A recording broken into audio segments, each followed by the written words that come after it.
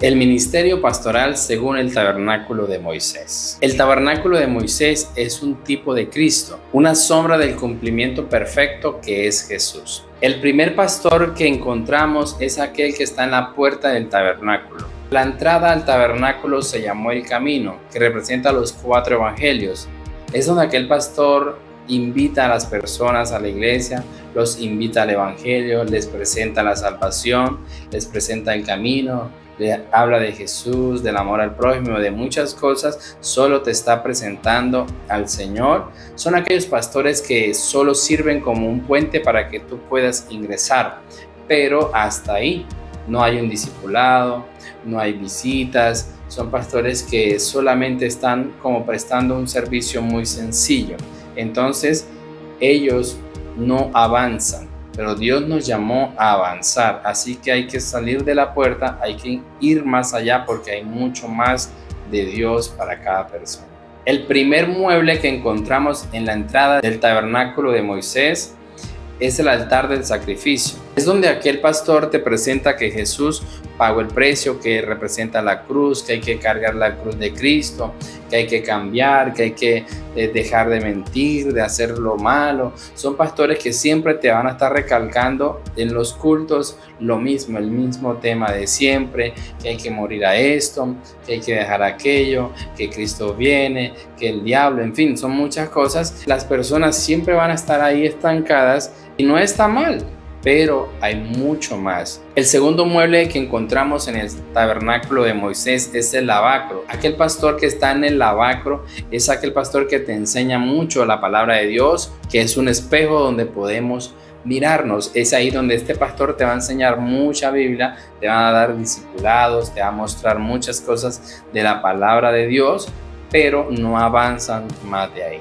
La otra parte, llamada el lugar santo, la entrada tiene 5 postes. Los 5 postes representan los 5 ministerios. Es aquel pastor que te está mostrando que hay 5 ministerios, que hay 9 dones, que Dios te puede usar, que Dios puede hacer grandes cosas, que Dios tiene un propósito, que Dios tiene ministerio contigo. Pero son pastores que de ahí no pasan, no preparan gente, no brindan quizás ayudas espirituales, teológicas, no enseñan a los líderes a nada. Entonces son pastores que están en la puerta del lugar santo.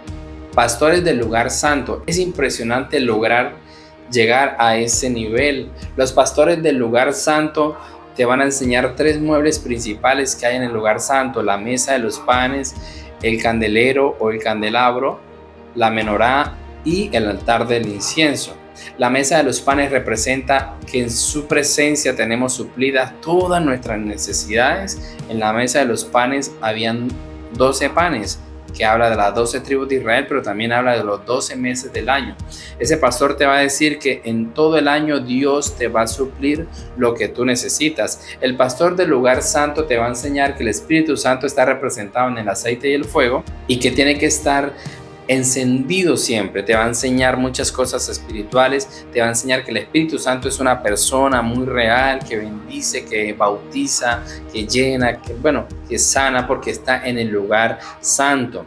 El pastor del lugar santo es aquella persona que te muestra también el altar del incienso, que representa la adoración, el rendimiento, lo que le entregamos a nuestro Señor. Eso día y noche debería estar encendido y como un olor fragante que sube a la presencia de Dios. Entonces, el pastor que está en el lugar santo es un pastor que ha tenido un encuentro personal con el Señor y que ha descubierto muchas cosas y que sabe que hay aún más, mucho más de la presencia de Dios. Entonces, el pastor que está en el lugar santo es de felicitarlo, es de decirle que ha logrado muchas cosas porque ha enseñado a la gente que Dios provee, que Dios sana, pero que también bendice, que el Espíritu Santo es real y que a Dios le encanta la adoración. Pastores del lugar santísimo. Estar en el lugar santísimo como un pastor es impresionante el nivel espiritual y quizás académico que tiene esta persona, porque el pastor que está en el lugar santísimo te va a mostrar algo impresionante, que es el arca del pacto, que representa la presencia del Eterno.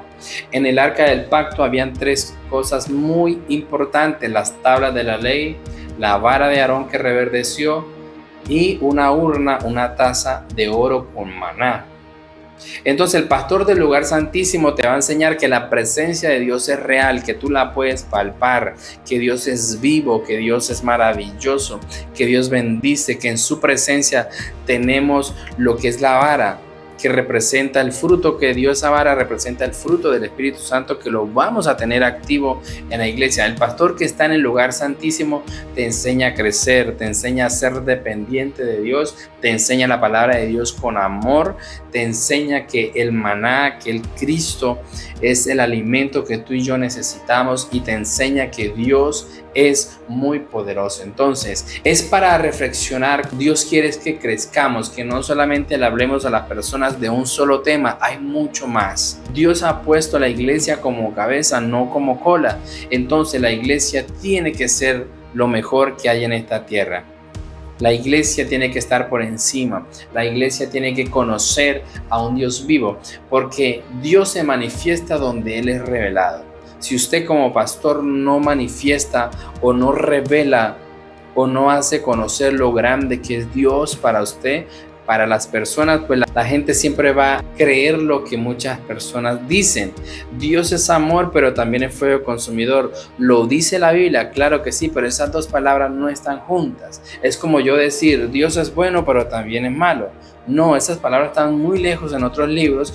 Dios es amor, sí, también se les puede decir que Dios es fuego consumidor, pero el plan de Dios es que usted lo conozca, porque en Dios hay plenitud, en Dios hay muchas cosas que usted y yo debemos de explorar. Por eso el apóstol Pablo le dice a Timoteo: ninguno ponga en poco tu juventud, sino sé ejemplo de los creyentes en palabra, conducta, amor, espíritu, fe y pureza. Por eso el apóstol le dice a Timoteo: mientras que yo voy, ocúpate en la lectura, en la exhortación y en la enseñanza. No descuides el don que hay en ti. Entonces hay mucho más: exhortación, enseñanza y lectura de la palabra de Dios. Como pastor no debes de leer la Biblia solamente el día que vayas a predicar. Como pastor mínimo tienes que leer la Biblia 3 veces al año, porque tendemos a olvidar muchas cosas. 3 veces al año debes de leer la Biblia si tú eres un pastor o un evangelista o un predicador de la palabra de Dios. ¿Por qué? Porque Proverbios dice: hijo mío, no te olvides de mi ley. Quiere decir que tendemos a olvidarnos muchas cosas. Si no estudiamos la palabra de Dios, nos olvidamos de muchas cosas y nos perdemos de una gran bendición. Ahora, cuando usted predica la palabra de Dios y la saca de contexto, también es un grave error, un grave peligro lo que estás haciendo. Usted no puede sacar versículos que le sirvan a usted, a su doctrina, para enseñar cosas que usted quiere transmitir. Hay muchas cosas que se dicen pero están fuera de contexto. Jesús dijo que saliéramos y hiciéramos discípulos. ¿Qué es hacer un discípulo? Solamente decirle que Cristo lo ama.